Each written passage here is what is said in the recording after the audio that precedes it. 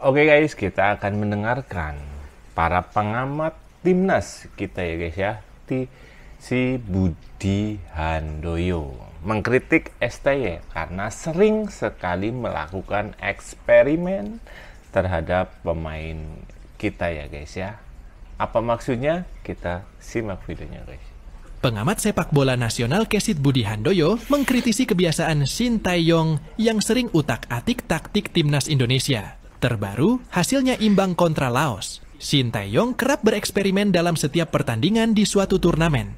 Terbaru, Shin Tae-yong kembali merombak formasi Indonesia saat jumpa Laos dalam laga kedua Grup B Piala AFF 2024 di Stadion Manahan, Solo.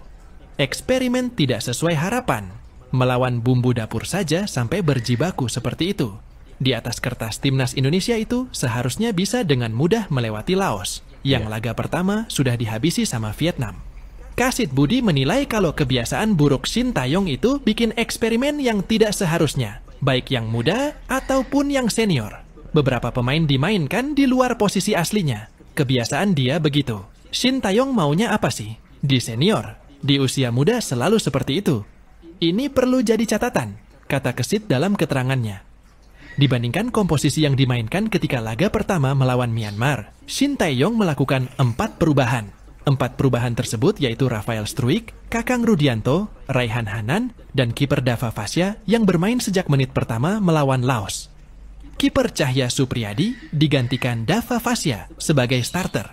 Adapun 3 bek yang diturunkan yaitu trio Kadek Arel, Muhammad Ferrari, dan Kakang Rudianto.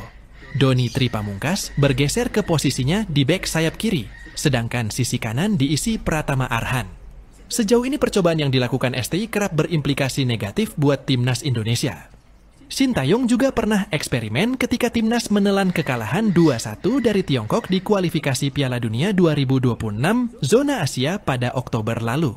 Kesit berharap Shin Tae-yong tidak mengulang kesalahan yang sama saat Indonesia dijamu Vietnam. Walaupun ini usia muda, ingat Laos menurunkan pemain muda juga. Tapi mereka konsisten. Kalau masih coba-coba, main seperti lawan Laos bisa babak belur kita. Vietnam menurunkan skuad utama. Tutur Kesit, targetnya ciptakan gol lebih dahulu. Jangan ketika lawan sudah kencang dan unggul baru bereaksi, ucapnya.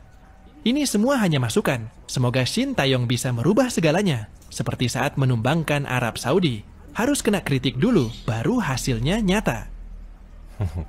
Iya guys ya, STY lagi-lagi STY memang kayak gitu guys ya. Kalau nggak kalah sama wasit ya kalah sama pelatih.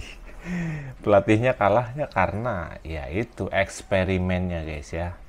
Harusnya bener itu apa yang dikatakan oleh Mas Budi, Pak Budi itu ya.